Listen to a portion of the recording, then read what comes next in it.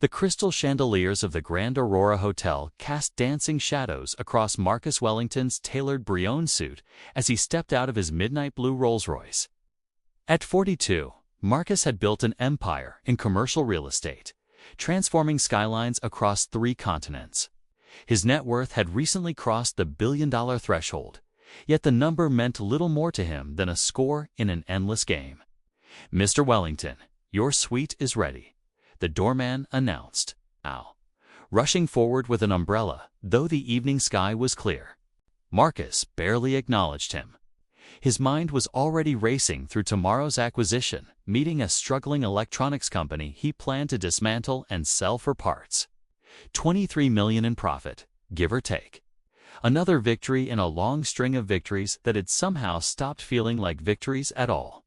As his Italian leather shoes clicked against the marble entrance, a commotion near the revolving doors caught his attention. A small figure in worn sneakers and a patched jacket was being gently but firmly escorted out by security. "Please, sir, I just need 5 minutes." A young voice pleaded. "I can fix the fountain. I've been watching it for weeks, and I know exactly what's wrong." Marcus paused, curiosity piquing despite himself. The hotel's famous fountain, a magnificent centerpiece worth over $2 million, had been malfunctioning for months. The hotel had hired 3 different specialists, each more expensive than the last, yet the dancing waters remained stubbornly still.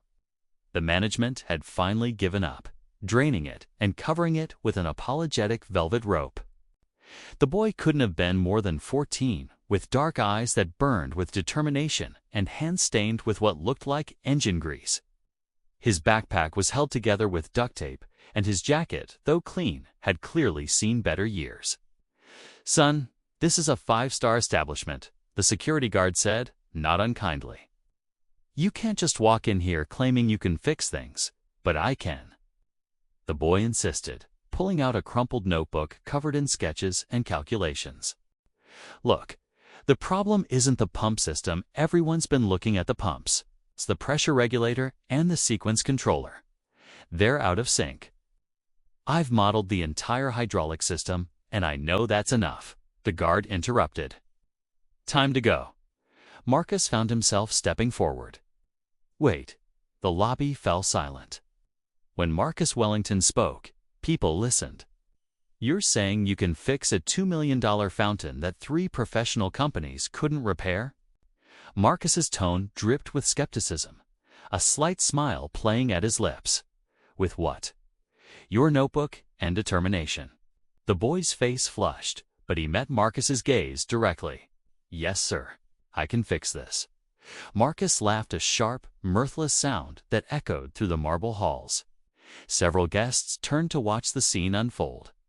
"Do you have any idea how absurd you sound?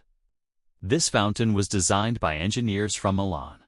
The control systems are computerized, worth more than most people make in a year. And you, a child with a notebook, think you can succeed where experts failed?" "I don't think I can, sir." "I know I can." The boy's voice didn't waver. "My name is Daniel Torres. My father was an engineer before he died. He taught me everything about hydraulic systems, pressure dynamics, automated sequencing. I've been studying that fountain every day after school for 2 months. I've timed every malfunction, traced every valve, mapped every pipe I could see. The solution isn't complicated. It's just that nobody's looking in the right place." Something flickered in the boy's eyes, not desperation, but absolute certainty. It reminded Marcus of something he'd almost forgotten, the conviction he'd felt at 19. Standing in his first office, knowing he could build something extraordinary if someone would just give him a chance.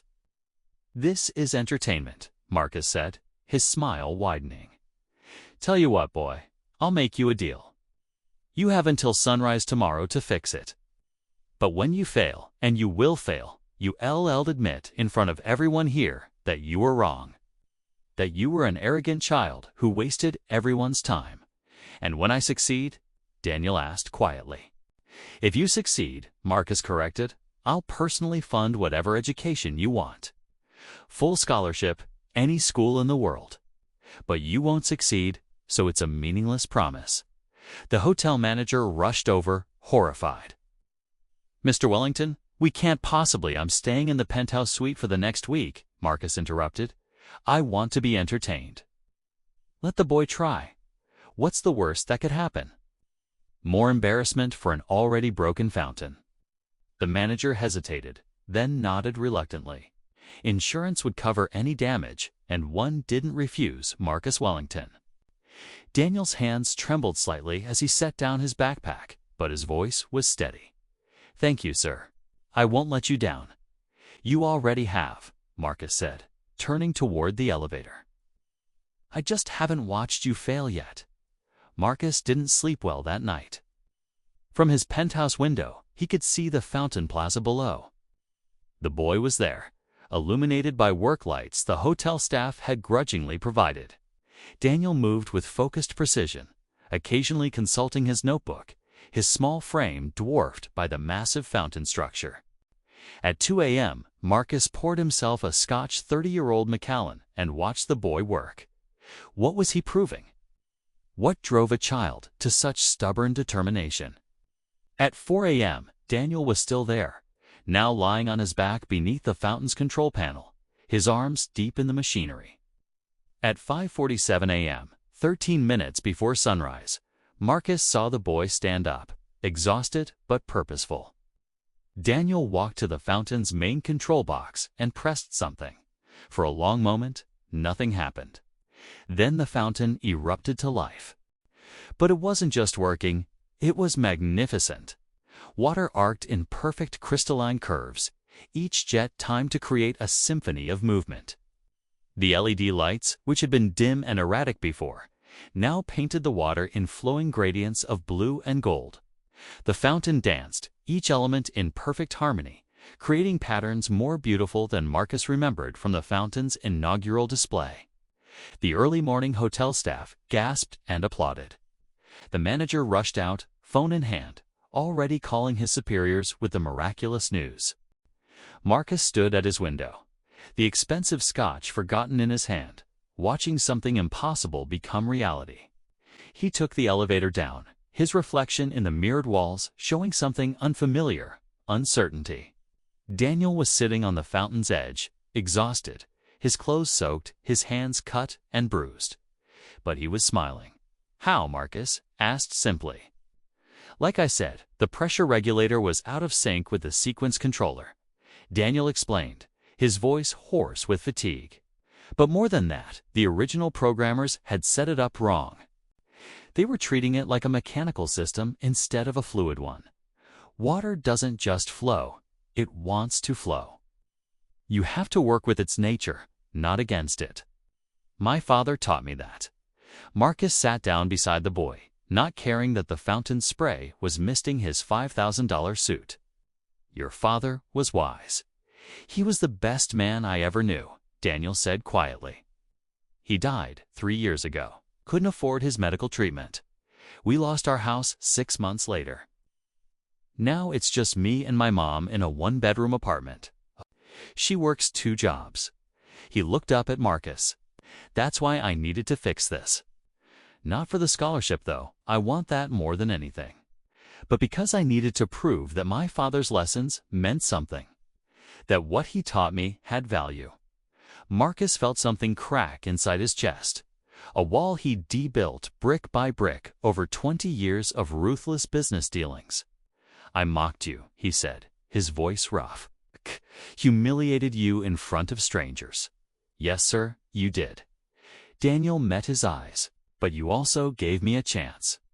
Nobody else would have done even that." The sunrise broke over the city, painting the dancing fountain in shades of amber and rose gold. Marcus thought about all his acquisitions, all his victories, all the companies he'd dismantled and the lives he'd disrupted in pursuit of profit. Had any of it created something as beautiful as what this boy had just achieved? "Daniel Torres," Marcus said formally, extending his hand. "You've earned your scholarship. But more than that, I want to offer you something else. I want you to teach me." "Teach you?" Daniel looked confused. "Teach you what?" how to fix things instead of breaking them, how to build instead of dismantle, how to see potential where others see problems. Marcus's voice grew stronger. I've spent 20 years tearing things down for profit. You've spent one night putting something broken back together, making it better than it was. You understand something I've forgotten. From his pocket, Marcus pulled out his phone. He canceled the 10 a.m. acquisition meeting. Then he called his attorney and established the Torres Foundation, $50 million to start, dedicated to funding education for brilliant young minds from disadvantaged backgrounds. This is just the beginning, Marcus said. You're going to help me rebuild my company's mission. No more dismantling struggling businesses.